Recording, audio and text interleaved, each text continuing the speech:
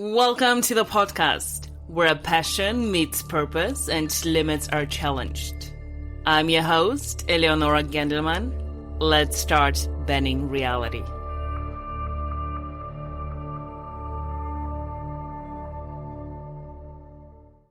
Today, we are talking about a topic that many people in the personal development, coaching, wellness, and creative worlds tend to avoid: sales. For most of my life, I told myself that I didn't like sales. I thought selling was pushy, manipulative, and completely misaligned with the way I wanted to help people. Coming from the yoga world, I was taught that service means giving. Many of us are conditioned to believe that if we truly want to help people, we should do it for free or for very little money. There is often an unspoken belief that spirituality and business do not belong together. For years, I carried that belief. I created programs, experiences, and tools that genuinely helped people transform their lives. But I struggled to talk about them. I struggled to ask for money. Deep down, I didn't feel comfortable selling. Then something shifted. I attended one of Joe Marcoux's classes, and within a single session, my entire perspective changed. I remember sitting there thinking, wow, this makes so much sense. What Joe was teaching wasn't manipulation. It wasn't pressure. It wasn't convincing people to buy something they didn't want. It was about understanding people. It was about curiosity. It was about listening. It was about helping people make decisions that are aligned with what they truly want. And what surprised me most was that it felt completely aligned with the way I coach my own clients. It felt authentic. It felt natural. And honestly, it also was really fun. After that first class, I joined Joe's program and started attending the weekly training sessions. What I discovered was that sales is not some magical talent you're born with. It is a skill that can be learned, practiced, and refined. And more importantly, I realized that selling is something we are all already doing every day. We are selling our ideas. We are selling our visions. We are selling people on joining us, trusting us, following us, hiring us, loving us, and believing in us. The question is not whether we are selling. The question is whether we are doing it consciously and effectively. Today, I want to challenge some of the beliefs many of us have around service, money, business, communication, and what it really means to help people. Because maybe charging for your work is not the opposite of service. Maybe it's what allows you to serve at an even higher level. My guest today is Joe Marcoux, founder of SOS Dojo, communication expert, sales trainer, and someone who has helped thousands of entrepreneurs, coaches, and business owners communicate more effectively and sell with authenticity and integrity. Joe, welcome to Bending Reality. Thank you. It's a pleasure to be here. Thank you so much. So on this podcast, we talk about creating life on purpose with the tools we already have within. So how does sales and having the skill of selling, how does it help you to create the life that you truly want? Wow, loaded question. The way that I look at it, and this may feel uncomfortable for some, life is about sales. And what I mean by that is that we're always selling all the time. We're selling people on ideas, we're selling people on concepts, and we're selling ourselves. We're selling ourselves in terms of where we're headed. And so if I feel strongly about something, and yet I'm also afraid at the same time, I have to sell myself on whether I want to move forward or I get sold on not. There's a saying that goes, a sale is made on every call you make. Either you're selling them your stock or they're selling you on the reasons they're not buying it. Either way, a sale is made. So then the question becomes, without being pushy, who's closing the sale? You or them? And it's skills. Mm-hmm. How did you discover that sales skill would help you in your life? And how did you start your journey, your sales journey? Yeah, that started off really young. I mean, I did have some sales experience like in my early teens. I had a paper route and I was given the route to, okay, you need to go and deliver the newspapers. And then part of it was knocking on doors of people that weren't newspaper subscribers. I mean, I was a child. So here I am, I'm doing deliveries of newspapers early in the morning I had two different routes. I had one early morning newspaper and then I had an afternoon. I preferred the afternoon newspaper because it allowed me to sleep in as a kid and it made more money. And so what I mean was by making more money, I could go knock on doors. And back then, nothing was electronic.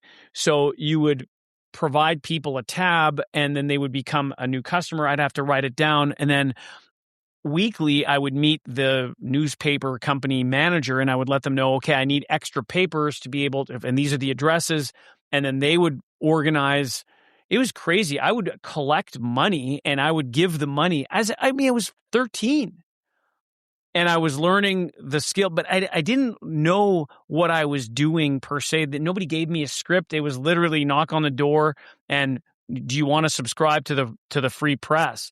Over time, you quickly learned you can't just go in and ask for the sale. It was, how are you currently getting your news? How are you staying up to date? Because there was no internet back then. I mean, I'm dating myself. Then I got into exercise equipment sales, and it was my passion.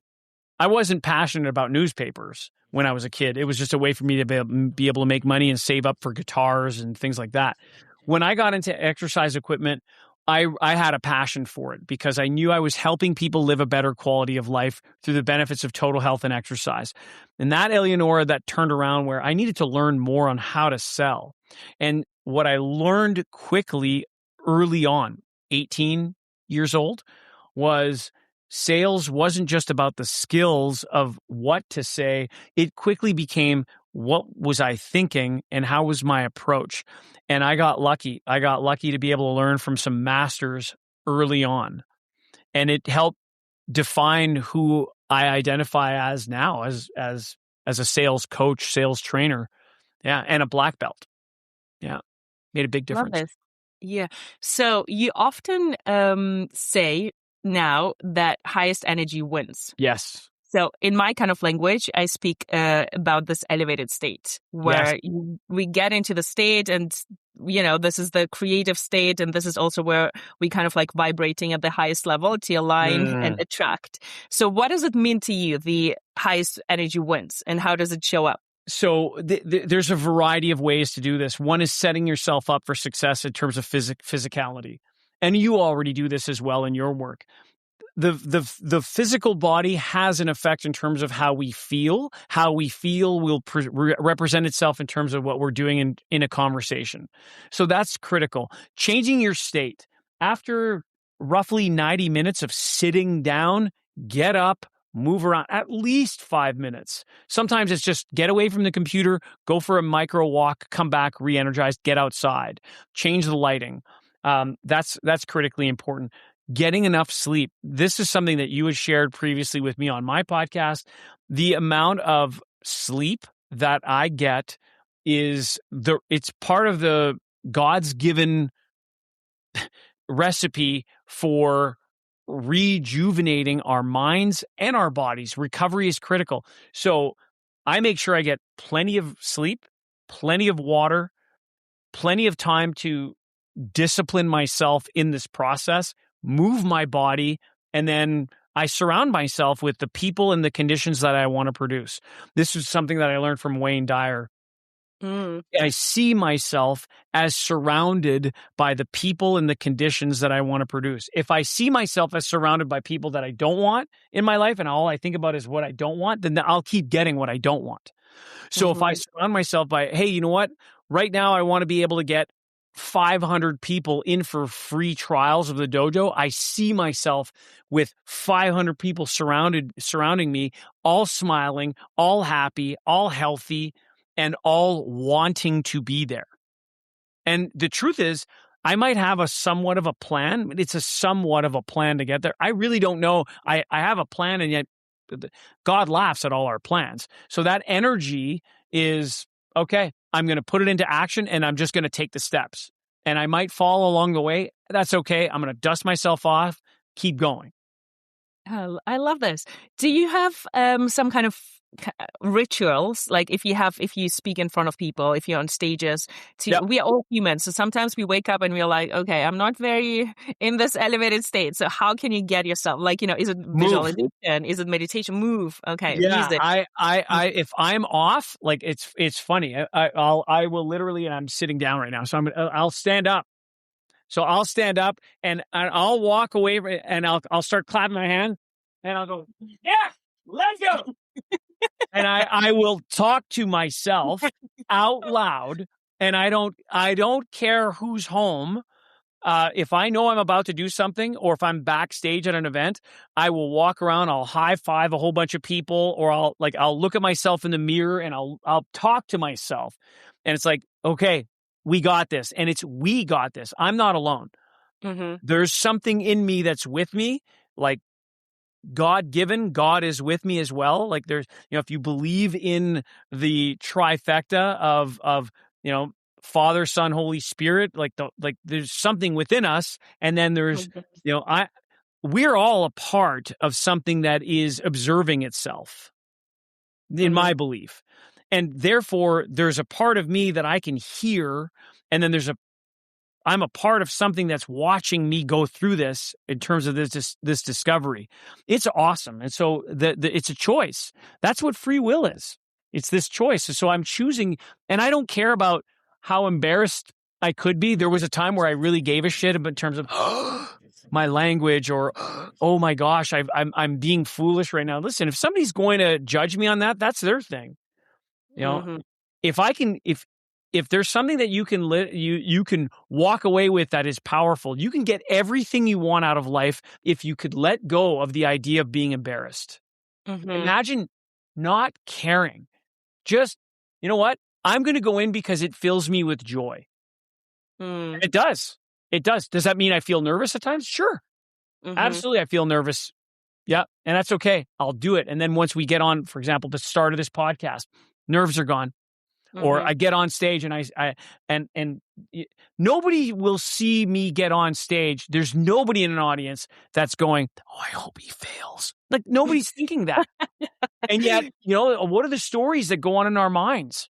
So yeah, just go out there and play and have fun. I love this. And it also gives everybody else permission to do the same kind of like crazy. We all have different things. So I have also like crazy moves and movements and shouting and things. So this was actually a question. What if, sometimes people are like, hey, don't be so loud, or like, quiet. So what do you think? What do you think about those people? Sometimes it's even family members that love you to bits that will say that, because I remember being a child, being in the back seat of my grandfather's car, and I love my grandfather to bits, and yet he had this the idea of children should be seen and not heard, and I was loud and boisterous and or hey, you shouldn't speak so loudly, and the answer to that is you be you. Mm-hmm. What brings you joy? Because in the end, especially as we get older, we can then make decisions in terms of who do we want in our surrounding and who don't we. You must be able to attract who you want in your life, as well as be comfortable with repelling those that you don't. And so it took me a while to learn that lesson. I wish I could have learned that a lot younger, because the trajectory of my life would have been different. And of course, now I'm not complaining with what I have. I have these aspirations of wanting more. And yet, Eleonora, I could tell you truthfully, if I were to die today, I can honestly tell you I've had a fulfilling life. It's been wonderful. And I'm so lucky to be able to do what I do. I love this. Yes. And I think most people judge who are kind of like afraid of being themselves, Yeah. and they have their own limitations, and you just need to be like, okay, it's just not my person. It's not I need to Yeah. explain myself. I need to like be different. I will attract the people that get like my vibe, that Mm-hmm. understand. Yeah, Yeah. interesting. So one important part that I noticed out in your training, you speak a lot about emotions. So in my coaching, I teach people to obviously become aware of their emotions, process emotions, and detach themselves from emotions. So this was this aligned with kind of like the way how I coach so much that I was like, wow, is so much about emotion. It is. How did you start bringing it into your training? Or was it in the beginning you were aware of we are all humans and it's all about emotions?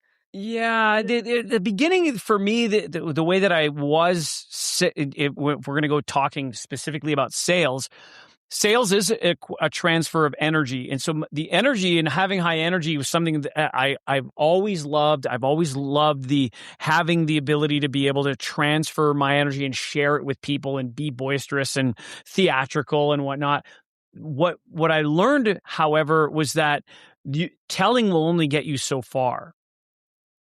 So you Mm-hmm. can have a high level 11, I'll call it a level 11 energy out of a scale of 1 to 10, and you can Mm-hmm. repel people when you don't mean to. So in sales, what's the job? The work. Well, the work is what are the right questions to ask? Yet, how can you ask those questions where you can listen to how someone is feeling? And keep in mind, Mm-hmm. I started with fitness, so a lot of people were coming in with a problem, and they were feeling like they weren't achieving the look, again based on Mm-hmm. fitness, or the performance that. So I could transfer my own energy and inspire them to want to purchase. What I learned over time was that wasn't enough. What we need to learn is ask the right questions so that we could understand what someone's motive to action is. So yeah, energy, alignment, inspiration, all still important. Once I learned how to be able to really understand somebody's motive to action, I could Mm-hmm. listen to their emotional state.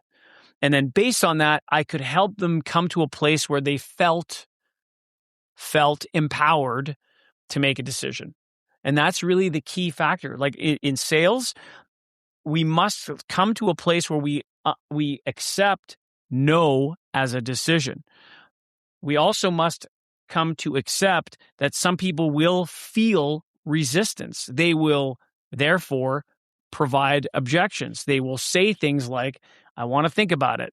I'm not Mm-hmm. sure. It's too expensive. I can't afford it. I need to speak to my spouse. What kind of deal can you give me? It's not in my budget. These are all things that are based in fear. And so Mm-hmm. if we can help people understand those emotions, we can help them overcome those emotions. And by the way, coming back to our own emotions in that process, because it's back and forth. You're asking me questions, I'm giving you answers. Based on my answers, you can then listen to what I'm feeling as opposed to waiting for your turn to speak. It's a big Mm-hmm. difference. Yeah. Mm-hmm. Interesting. So next question, I actually asked you this question before, and you have such well-rounded knowledge in many areas, and it is so like you have the skill of connecting to people so easily. Thank Like you. you're genuinely curious in people, and you're a great listener as well. So how did you learn the skill of listening and the skill of being curious consciously, or is it something you're just naturally curious about people and about That things? that that is it's an interesting story because I recall being in high school and being this high energy person, and I was interested in getting a better sense of popularity. I recall asking myself, what's making this person popular versus this person versus me versus, and it made me reflect on the idea of sometimes being quiet versus always being on. Mm. And so I just reflected on that during my high school years. And then I ended up meeting somebody later on in my sales career. This guy was I called him the quiz master. Mm-hmm. He asked so many great questions. And what I learned from him was that he had a great network. And everybody would bend over backwards for this guy, not because he would ask them to, but because he was so good at asking questions. And so I observed, and there were other people along the way, and every one of them were great at asking questions. So curiosity was a skill that I acquired. Mm-hmm. It was not something that there was a time where it was all about me, Mm-hmm. and it was tell. Well, telling's not selling. Mm-hmm. Once I learned be curious, be interested, and it was really How to Win Friends and Influence People really made a big difference in terms of that book really made a big difference because it was be interested, not interesting. Mm-hmm. Mm-hmm. The more interested you get, the more interesting you become without forcing it. Mm-hmm. Yeah. So how would you help someone, or what kind of tools could you give someone to become more curious? If somebody is, where should I start? And also, how would that skill, that skill improve this person's life? Sure. So curiosity is something that it needs to be genuine. I mean, if you're not interested in a certain thing, then it's okay to avoid that. If I'm curious about learning more about not only handstands, but now let's get deeper into it. Like what gets somebody into that? Is it performance in CrossFit, or is it something deeper? And then, what's the scoop on yoga, and what kind of yoga? And then have you done it yourself? Like, which I have. So it's like, okay, was it Bikram or was it hot yoga? Then for how long? How much weight did you lose during that? How much of it is water? What's your flexibility? Like all these things to me, it's the curiosity of it is how does it align with my life in that? So it's not just, if it's a topic that doesn't make you curious, then obviously you can find areas of alignment because we're human beings. We're all part of this greater thing that we're all a part of. Like there's no doubt we're all connected. Mm-hmm. So you're going through your experience, and I'm not sure if this is age or if this is just a question of more thinking and meditation on my part that gets me to go, I just want to know more about you, and I want to know more about them. And so the more I learn, the more things sit in the memory bank so that when somebody brings something up, now the key is instead of saying, oh, I've done that and making it all about me, which is ego, it's more of when you ask a question, it proves that you know what you're talking about. And it's a subtle way to be able to keep learning and be interested, which helps in sales, by the way. It also helps in relationship. And all of this comes back to it's all about relationships. It's all of it. Like sales is about relationship. Business is about relationships. Life, it's about relationships. So think of even questions that you could ask somebody that you've had a relationship with for 30 years. And you're still curious. It adds depth as opposed to, hi, how are you? I'm fine. Like those are, like those repetitive conversations that you've had before. Do you know what fine means? No. Effed up, insecure, neurotic, and emotional. Okay. Right? It's like because you go through now if you got in depth, no joke. Yesterday I hopped on a call with somebody for the first time, and the first sentence out of his mouth was, Joe, tell me something exciting happening in your life for the month of June. I'd never spoken to this guy before. I immediately loved this guy because he's asking me something that was it was a pattern interrupt, and it was something that mattered. What's something that's happening for you that's exciting in your life in the month of June? First time I said hello to this guy. It's awesome. Also, I think if we are curious, it's kind of like going back to, the mindset shift of life is happening to you or life is happening for you. For It's you. like whatever, yes, for you and through you. But also Mm, whatever is happening is like, I'm curious, how is it happening for me?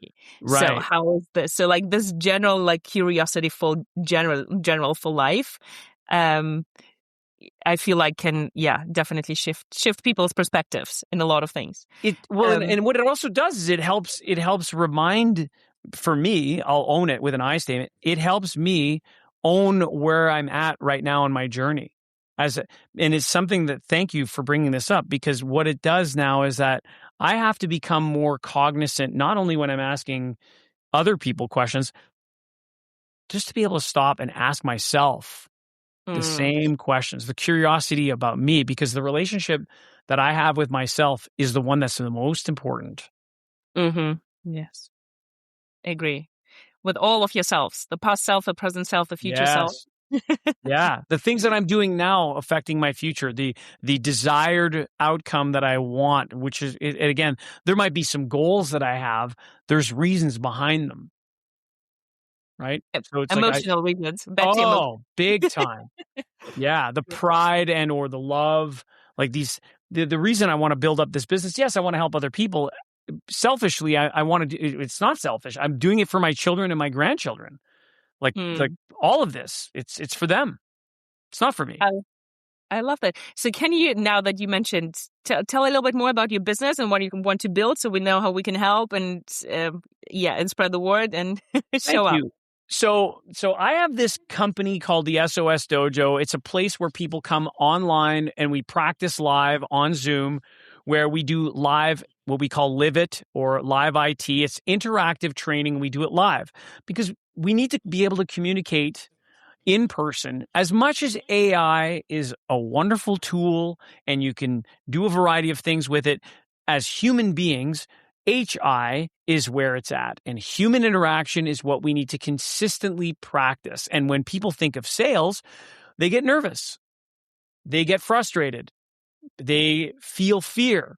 Well, when emotions like that go up, intelligence goes down. So what we do in the dojo is we practice in such a way where you can casually, authentically, with genuine, true, positive emotion, walk through what we call a 12-step sales process to ultimately get to a place where we're helping people make a decision.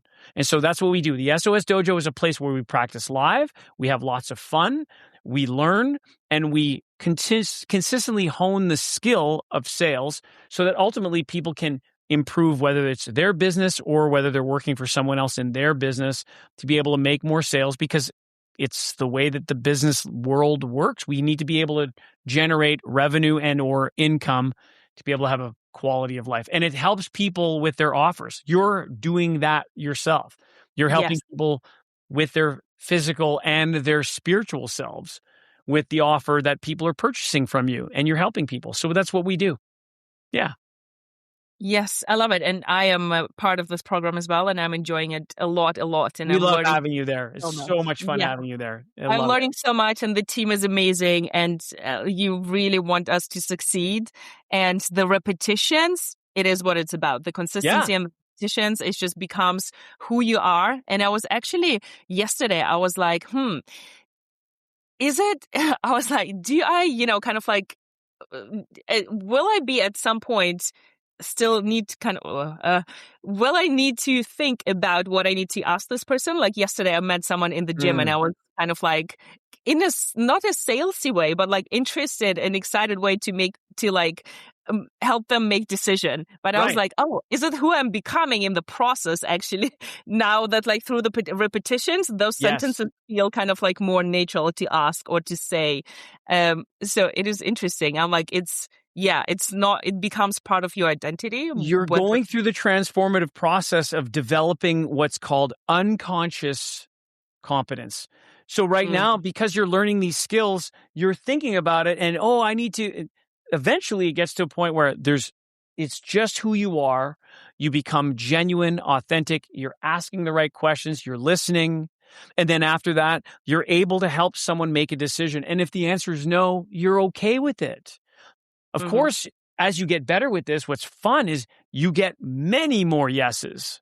And when you get many more yeses, then it helps you generate more revenue and more income and more impact and have more fun. And it's all win-win. Yes. Yeah. I love this. Yes. So now that you mentioned income, what is your definition of money and abundance? That's, so good. So, my definition of money is a transfer of energy. Money is energy. And so what we're doing when you make a transaction with someone, when you ask them to give these digits that go into your bank account that come across, or if you're actually getting cash, it's simply a transfer of energy. You're going to give me the energy that you have earned to get the energy that I'm going to give back in the form of skills, and you're going to provide me, whether it's digits or physical cash. Now, what freedom and or what comes from that, because some people think that you want to retire, and the idea of retirement, not the cost of it, the idea of not working, honestly, I don't want to say I'm afraid of it. I just have no interest of not working, because I know I'm here on this existence, in this plane of existence. I'm here for a reason. I'm here to help people get better at this thing that I teach, so that they themselves can then continue to do what they do and improve. So freedom for me is, I already have it. I can work from anywhere in the world. I can work from here in my home office in Winnipeg, Canada, or I can work from my cabin on Lake of the Woods, and I can still have a positive effect. I still get to travel. Now I get to travel in luxurious ways. I get to eat, fine foods, and I get to, again, and I have the freedom of choice. So now what I'm growing in is being able to have more of that, more freedom of various choices. And I want to be able to bring my family and my loved ones along the way. And then I want to be able to do more of this in live events. That's all coming. Like, time just has to catch up now. I'm already there. Yeah. I agree. I will message you something. I just had an idea before, and it's like so aligns anyway where I want to go. But anyway, Let's go. So, let's go. Last question. So I have so many talented friends and clients and students, and from arts industry and fashion and yoga, and who have so much value to offer to the world and to help other people, but have a lot of those limiting beliefs. Yes. and kind of like afraid of sales. So what would be kind of like a mindset shift, or a belief that would help them? Wow. Yeah, that's a loaded question. So the belief for them is that they have to understand that if you truly believe, here's the thing. I'll ask the question this way. On a scale of 1 to 10, 10 being the highest, what level of expert are you? And I'm asking the listener or the viewer of the podcast, your friends right now, the people that you say, your clients, your friends, these very talented people. What level of expert are you on a scale of 1 to 10? Most people and if I said, and announce that to the world right now, say it out loud. What's the number? The world is listening to you right now. What would the number be that you'd say out loud? Most people would stop themselves out of humility and say, well, I'm a 7. Out loud, maybe in your mind, you could say yourself, you're an 11, and you would be right. You need to be that 11. Humility stops people because they go, oh, well, I don't want to be, I don't want to come across as boisterous, or I don't want to be arrogant. It's not arrogant to say that you're an expert at what you do. You could be a level 11 and still have room to grow. I've said a scale of 1 to 10, and most people, their mindset is, well, the scale stops at 10. And what I want to invite you to think about is that the scale doesn't stop at 10. The scale is as big as you want it to be. That's the mindset shift right then and there. Shift the scale, number 1. Number 2 is on a scale of 1 to 10, right? How good of a communicator are you? Because if your scale is, well, I'm a level 11 expert, and I hate sales, or I'm a level 11 expert and I don't like sales, or I suck at sales, then you're at a 3 or a 4 or less, which means you're making level 3 or 4 money, which means you're making level 3 or 4 impact, which means you don't have level 11 freedom. And you can change that. You can change that. I would give all of your friends and anyone listening the opportunity to come into the dojo for a month, never mind a session. I would give them a full month. If you mention Eleonora, you say, you can email me, joe@sosdojo.com. I will give everyone listening a month, no obligation. You don't have to buy anything afterwards if you don't want to stay. Eleonora's in the program. You don't have to. And here's the reason behind it. The only thing is this. This is my one condition. If your thought process is, well, how much is it after a month? Don't come. Because that's scarcity. You're thinking in scarcity. If, however, you're going, wow, I get to come in for a full month, no obligation, I don't spend any money. It's like getting the car, the gas, the maintenance, all of it for free. The answer is yes. And you will start to develop, like what you had said. What's the mindset shift? Let us help you. Come and visit, and you can come with Eleonora at the same time and practice, because that's what people need. My belief is that most people have the right heart set. The majority of this planet, their hearts are in the right place. What's missing is skills which will affect your mind. So the practice of skills starts to bend your reality. And then your mindset will eventually shift because you see that your skills are improving, which means when your skills improve, you improve, and therefore you are an 11. I love this. This was amazing. And thank you so much, Joe, for your time, for all the insights, for all the tools, which helped me so, so much. And My pleasure. I am 100% can recommend the program, and I'm super excited what's coming next, and I'm super excited who I will become. You're becoming. You're a black belt. You're there. So yes, super exciting. Thank you so, so much for your time and your energy and your highest energy as always. And yes, check out Joe's podcast that we just recorded before. Yes. It was awesome. Eleonora gave up some great liquid gold. Check out the podcast. Thank you so much. So thank you everyone for listening, and check out Dojo SOS program, and do not miss out on yourself. All right.